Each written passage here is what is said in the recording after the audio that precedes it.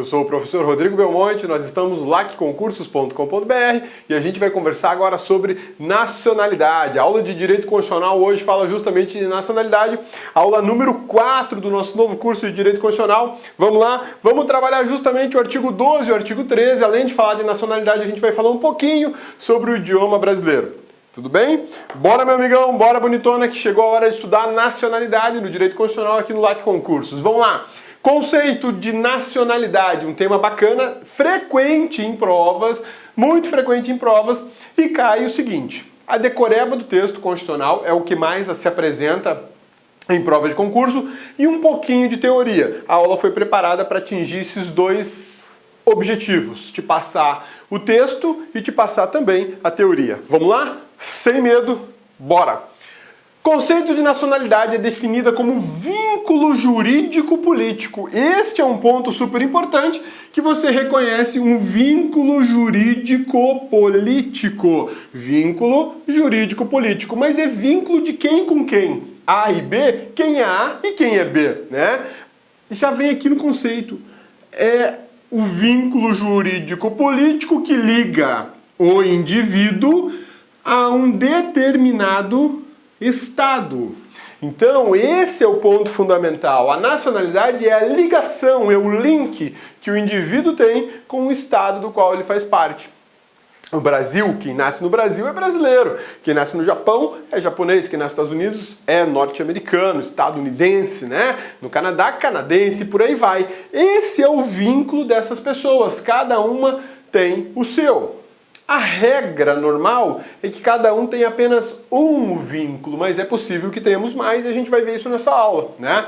E o indivíduo integra o povo do Estado e assim usufrui de direitos e submete-se a obrigações. Isso aqui é um conceito interessante. Quando a gente fala em povo e em Estado, é interessante a gente relembrar o conceito de Estado, né? Quando a gente fala em Estado, um conceito contemporâneo de Estado, eu chego à ideia de povo, a ideia de território, belezinha? Território, e a ideia de governo, ok? Para alguns doutrinadores é governo soberano, e a soberania é justamente inerente à ideia de Estado. Quando eu falo em povo de um determinado Estado, eu tenho que lembrar de quem? Aqui, ó, do indivíduo. Beleza? Eu tenho que lembrar do indivíduo. Essa é a ideia de povo. O indivíduo compõe o povo que é ligado ao Estado. Existe, portanto, uma ligação desse indivíduo diretamente ao Estado. Esta ligação eu chamo de nacionalidade. A nacionalidade é o vínculo do cidadão, do indivíduo com o Estado. É diferente de naturalidade. Porque a naturalidade é o vínculo do cidadão com uma determinada cidade. Então não confunda esses dois conceitos, nacionalidade e naturalidade. Sou natural de Pato Branco, sou nacional do Brasil. Essa é a configuração aplicada ao Cabeça. O Cabeça nasceu em Pato Branco, estado do Paraná, a terra querida do Cabeça, né?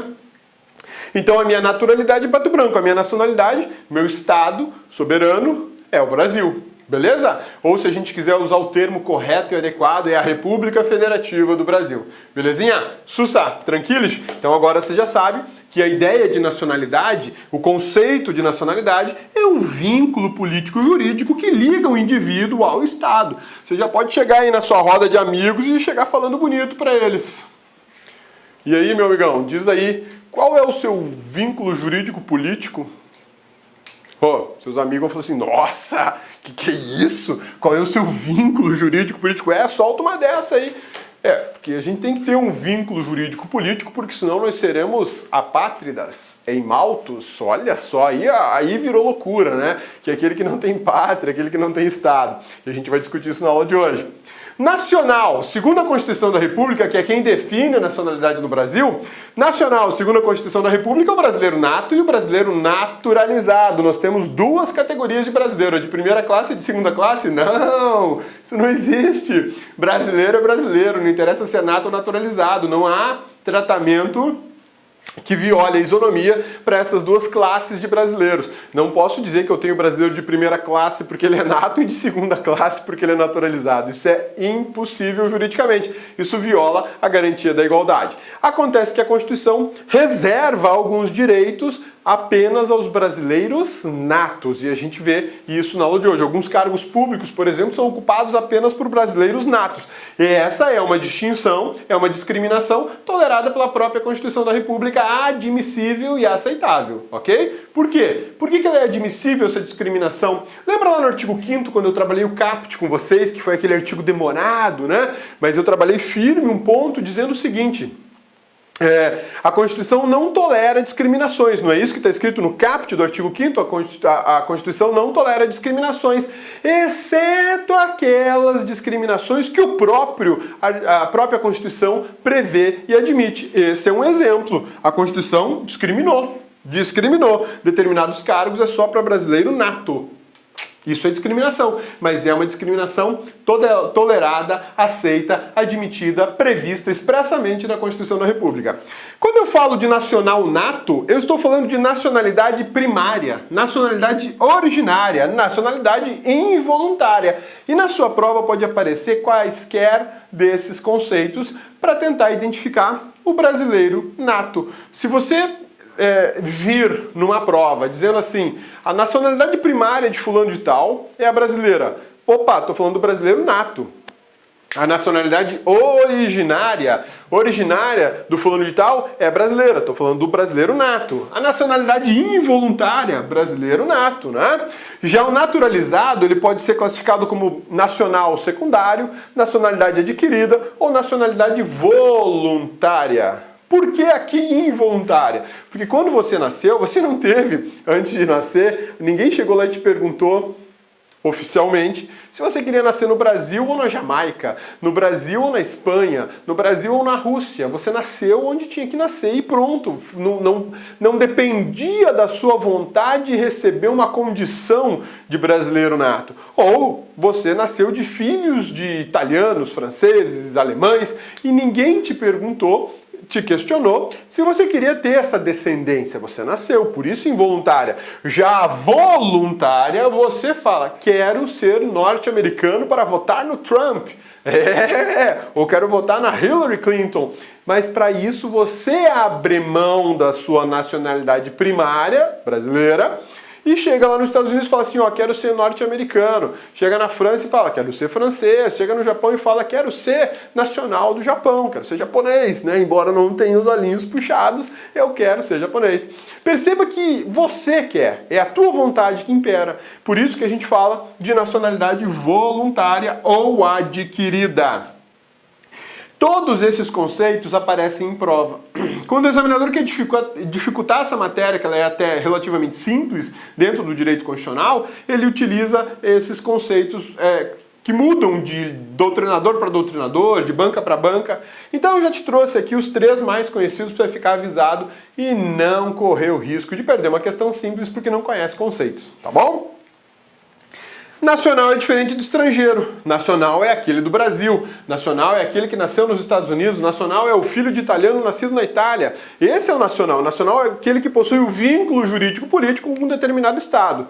E quem não possui o vínculo jurídico-político com um determinado Estado é o quê? É estrangeiro. É estrangeiro.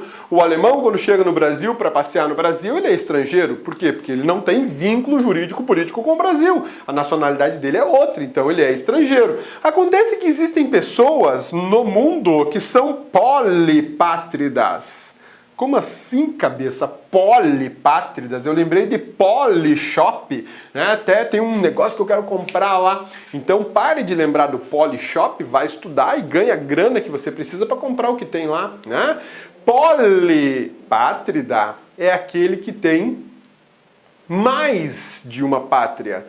Tem 2, 3 talvez, né? O cara que tá vinculado, ele é um cara globalizado, né? Ele é um cara do mundo. Ele é brasileiro e sei lá, italiano. Ele é brasileiro e é chinês. Ele é brasileiro e é russo ao mesmo tempo, né? Isso é o polipátrido, ele tem mais de uma pátria. A regra constitucional e a regra do direito internacional público, ela reza que cada pessoa terá um vínculo jurídico com um país. Então você tem uma nacionalidade. Acontece que há exceções na legislação brasileira e na legislação internacional que admite que uma pessoa tenha mais de uma nacionalidade. Então, e na aula de hoje a gente vê essa possibilidade, que é justamente para chegar no polipátrida, daquele que tem mais de uma pátria. E o contrário? É possível alguém não ter pátria alguma, uma pessoa despatriada, né, sem pátria? Sim. É o que a doutrina chama de apátrida ou eimaltlos. Eimaltlos é um nome horroroso que cai em prova. O examinador não fala do apátrida na prova, não fala, mas ele fala do eimaltlos para você. O que é o eimaltlos? Aquele que não tem pátria. Pô, cabeça, mas aquele que não tem pátria, não tem nacionalidade, ele é o quê? Ele é apátrida, é um cara sem vínculo jurídico-político com qualquer estado soberano. E pode, sem problema algum. Eu já peguei 2 processos no Ministério Público Federal de pessoas diferentes aqui no estado de Mato Grosso que não tinham pátria. Eles abriram mão da pátria originária deles e não queriam ter a nacionalidade brasileira, mas moravam, ou moram ainda, aqui no estado de Mato Grosso. Quando a gente foi denunciar um deles por extração de areia em leito de rio, que é um crime, na hora de qualificar eu falei, ué, e agora? É estrangeiro? Não é estrangeiro. Ele não tem nacionalidade, ele é apátrida. Então coloquei lá fulano de tal, identidade de estrangeiro número tal, apátrida, nascido na cidade de tal, no país tal. Pronto, residente na cidade tal aqui no Mato Grosso, né? E isso é interessante porque algumas pessoas não querem ter pátria. Exemplo, Karl Marx, Albert Einstein. Einstein nasceu na Alemanha, mas em razão dos seus sentimentos familiares, né, e sentimentos que ele tinha pela Alemanha, ele saiu da Alemanha e abriu mão da nacionalidade dele, mas também ele não se sentia à vontade de adquirir outra. Era uma apátrida, era uma pessoa sem vínculo jurídico-político com qualquer país. A Constituição da República fala de nacionalidade especificamente no artigo 12. O que eu conversei com você, meu amigão, até agora é justamente a teoria que cai em prova, tá? Durante a nossa aula do artigo 12, você vai verificar que existe um pouco mais de teoria sobre o assunto. Então eu posso dividir para você com absoluta tranquilidade que as provas de direito constitucional que pedem, que falam sobre nacionalidade, você consegue identificar na prova se ele está te perguntando sobre doutrina ou se ele está te perguntando sobre o texto da Constituição. Você tem que saber os dois. Quer passar, tem que saber os dois, tá? Não vem de mimimi dizendo que é um ou é o outro, ou tô cansado, porque enquanto você cansa, teu concorrente estuda, ele passa e você fica.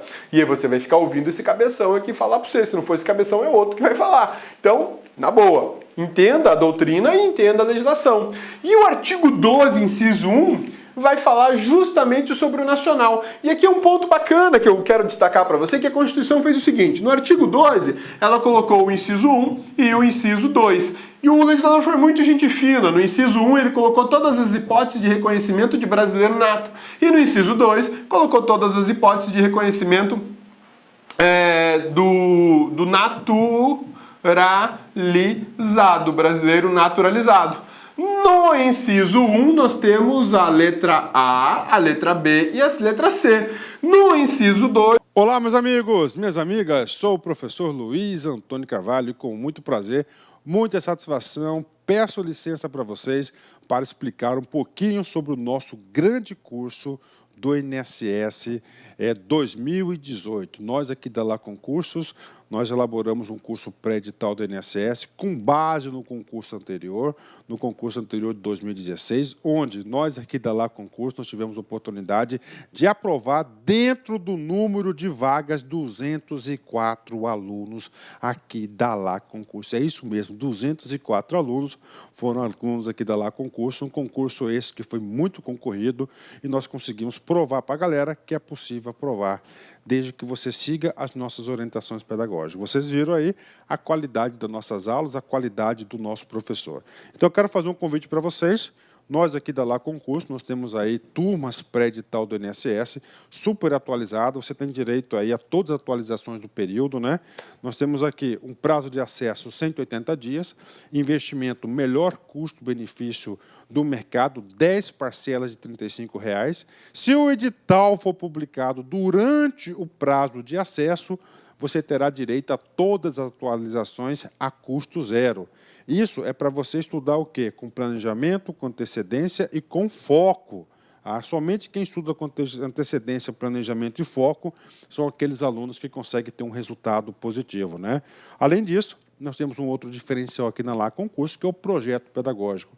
Para você enfrentar um concurso desse, para você ter um resultado positivo, você tem que estudar com personal coach, que é a nossa metodologia, que é personal significa pessoal e coach significa treinador. Então, aqui você vai ter um treinador pessoal de concurso. Bacana? Então, eu espero vocês neste curso aqui e faço outro convite para vocês. Você quer saber tudo, gente, sobre o INSS? Nós temos aqui na Lá Concurso uma equipe de marketing que tem aí uma multifuncional, né, multiprofissionais aí que compõem essa nossa equipe de marketing. E se você quiser fazer parte da nossa lista de transmissão exclusiva do INSS, tá? É só você enviar um WhatsApp ou clicar aqui embaixo com 65999719373. Você vai ter todas as informações de primeira mão. O processo de autorização tramitou, houve autorização, aqui a portaria, seleção da banca, publicação digital, as inscrições, alterações, ou seja, todas as informações referentes ao INSS você vai ter. Você vai ter também dicas aí exclusivas e, claro, principalmente aí alguns exercícios do WhatsApp. Pode ficar tranquilo que nós não vamos encaminhar para vocês aí e lotar o seu WhatsApp, vai ser um veículo de comunicação e de interatividade aqui da LAC Concurso. Tá certo, meus amigos? Um forte abraço, espero vocês aqui na LAC. Fui, obrigado, tchau. Clique LAC.